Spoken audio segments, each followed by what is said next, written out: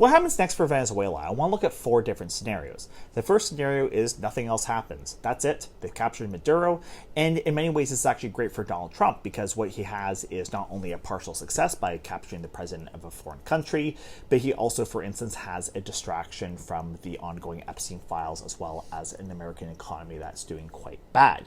The problem, though, is that by doing nothing, you're leaving Venezuela as it is. And the truth of the matter for the United States, for this capitalist imperial country, Venezuela as an anti-imperialist country represents a threat. And so they do actually want to get rid of Venezuela. So I don't think just doing nothing is going to be what happens.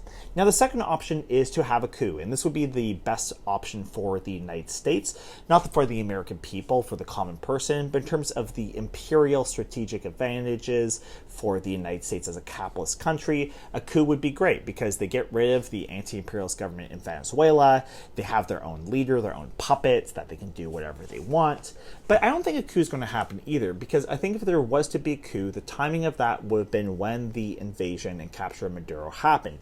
That would have been exactly the time. That would have been the time for anyone who opposes Maduro to take power, and it would have also been the moment, for instance, for any CIA groups to be activated and seize, the capital, for instance. That didn't happen, so I don't think a coup is going to happen now when things are actually a little bit more under control for Venezuela. The third option is occupation. This would involve U.S. troops on the ground, occupying the whole country or parts of the country, perhaps the capital along with some oil fields. The problem with an occupation, though, is that requires, as I said, troops on the ground. Americans, for instance, tend to actually be really opposed to war when it's their own citizens who are being, eliminated, for lack of a better word. You saw that in Vietnam, for instance, right, as well as the later years of Iraq. So this would be highly unpopular and could actually lead to domestic instability in the United States. Occupation would also be very difficult. For instance, when the United States went in and took Panama over in 1989, they had roughly 27,000 troops. Right now in the Caribbean, there's roughly 12,000 American troops, so they don't even have the necessary troops to engage in this sort of action as of right now. So I actually don't think occupation is what's going to happen.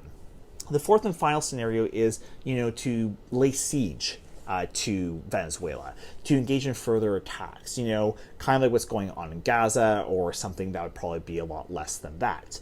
I think this is actually the most likely scenario. I think there's going to be continued attacks of Venezuela, hitting key infrastructure to try to weaken the country and bring it to its knees. The good news, though, is I think that Venezuela will not come to its knees. It'll be able to continue to resist, and the anti-imperialism that's going on in that country will continue. Thank you so much. I want to know what your thoughts are on this.